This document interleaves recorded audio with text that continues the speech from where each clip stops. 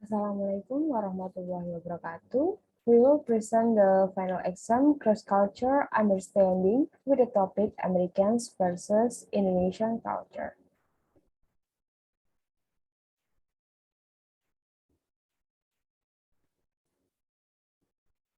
Group members are Bella Ayu Arlina, that is myself, and my partner is Tesya Agustin, option number 22, and we are from group 9. What is culture? Culture is a pattern or way of life that continues to develop by a group of people and is passed down to the next generation.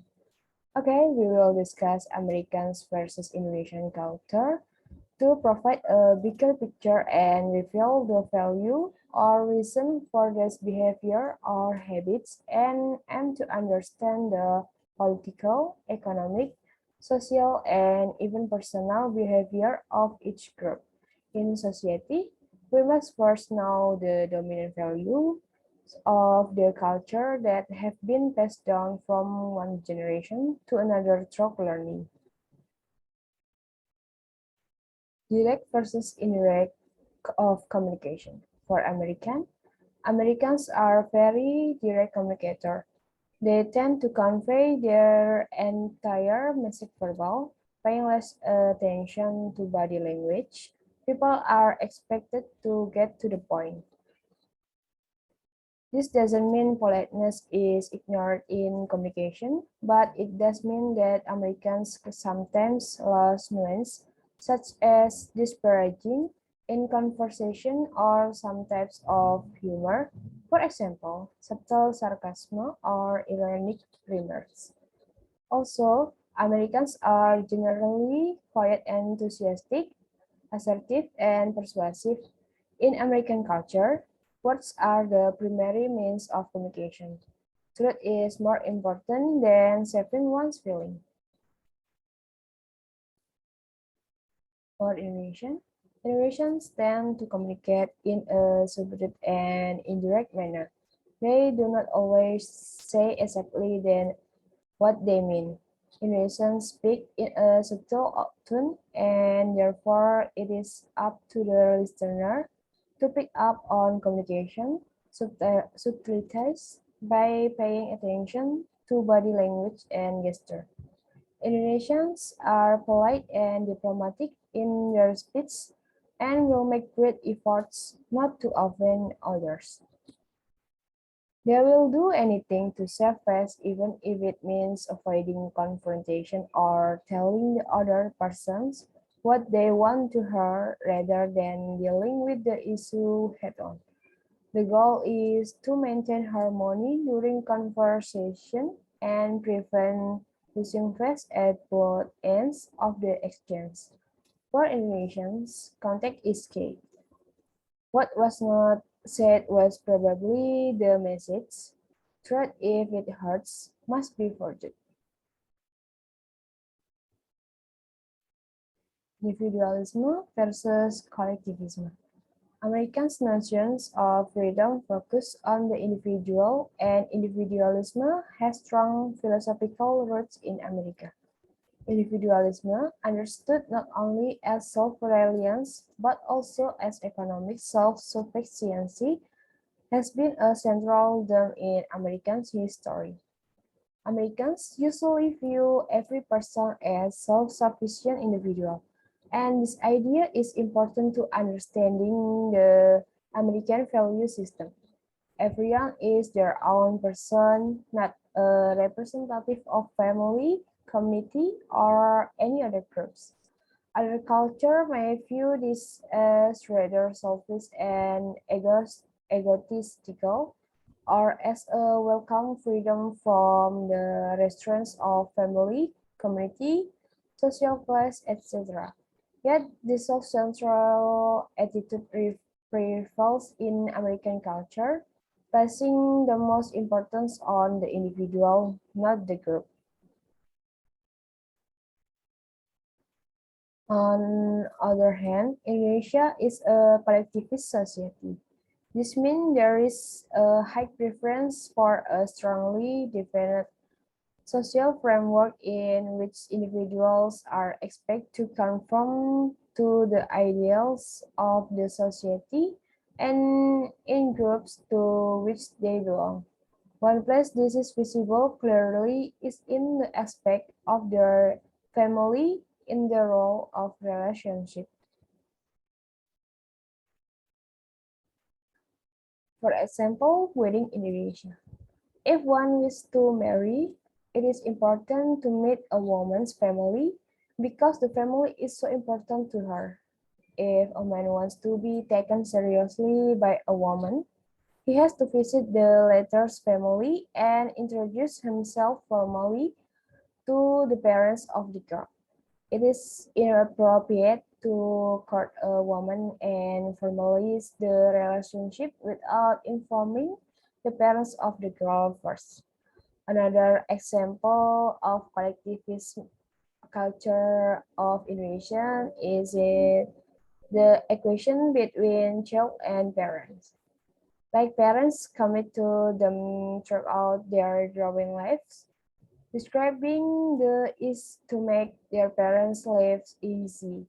And there is a desire to care for the elderly and provide them with support in their old age so that Indonesian children are committed to their parents as well as parents are committed to them. Okay, then my friend will explain, namely Tesya.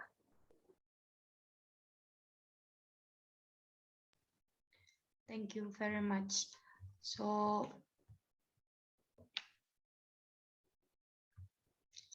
fixed time versus flexible time. America is a punctuality conscious country that lives by the culture of the clock, achievements that are upheld based on adherence to keep time. In a culture that values punctuality, being late is tantamount to showing does not respect other people's time and can be considered insulting. As the saying time is money, the point is their time equals money can be seen clearly in their choice of words where the time, save time or waste time. However, time in Indonesia is approached in a very relaxed and flexible manner. Indonesians do not rush through business negotiation and often do not take the time to plan everything in great detail. Punctuality is not always observed as Indonesians do not like to feel hurried and do not share the Western sense of urgency. The Indonesian attitude towards time is reflected in that time is not money. They may show less interest in profit or material success, but prefer to build relationship. Usually, cultural values such as courtesy, propriety, and tradition take priority.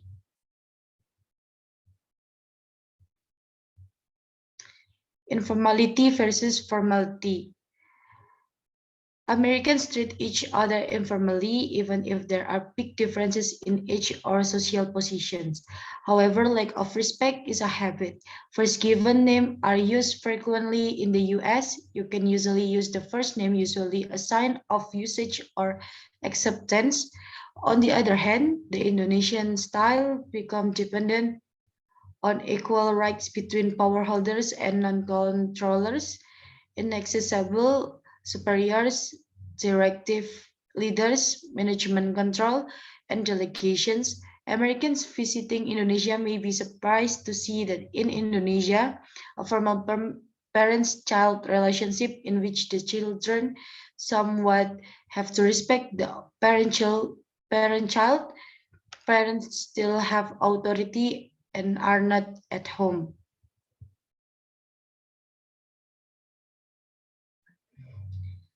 Example of American and Indonesian culture. First, laughter. Laughter, it is a common phenomenon in Indonesia. Indonesians often laugh at something even it may not be funny. We laugh a lot with friends, but sometimes we laugh just because we need to cover a worry, pretend that we are okay with a certain situations, or even when we do not want other people to know, we do not get the point of the conversations. Second is nice does not mean good. Sometimes when we want to show respect and want to be nice, we offer help. Most people believe that helping other deal with an issue, especially in a new place, is the polite thing to do. However, there are times when someone needs me time, making it better to ask them first whether they need help. Americans are commonly open-minded and they often express their feelings. It is much different from Indonesians who are mildly shy to share their feelings. If we want to do an American a favor, make sure they are okay with the help and they will be sure to let us know if they really need it or not. Helping does not mean to control everything they do or need. Controlling sometimes comes across as interfering. Let them figure things out for themselves, but do not forget to keep them updated with Indonesian culture. Third, yes and no are contrasting words. In fact, Americans are much more upfront than Indonesians. If an American says yes, it means they agree with something, and if they respond it with no, means that they disagree. In contrast, it is slightly difficult to understand when an Indonesian says yes or no because yes and no sometimes mean the same thing. Fourth, right hand only. Another thing that in Another thing that is uncommon to American is using their right hand to give and take. In Indonesian culture, we always use the right hand because it is the good hands. Using the left hand when we give and take is considered impolite to Indonesians. However, Americans are not accustomed to this because there is no difference in hands. Fifth, mau kemana, ayo mampir, or where are you going? Come on, stop by. It is very common in Indonesia to say mau kemana or where are you going and ayo mampir or come on, stop by to be hospitable. In Indonesia, we do not respond with where we actually going when asked, and we can simply say thanks another time when someone invites us to stop by. It is similar to basa-basi and not serious questions to Indonesians. But for Americans, it is unusual to find people asking them the same question, mau kemana every day. Americans do not commonly use the word ayo mampir as much as Indonesian do, unless they truly want to invite the person over.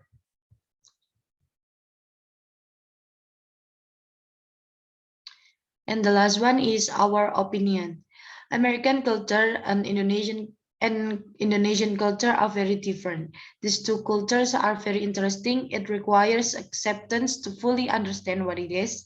And there is no wrong or right in terms of culture because we all come from a different world scope. Maybe that's our presentations. Thank you for watching and wassalamualaikum warahmatullahi wabarakatuh.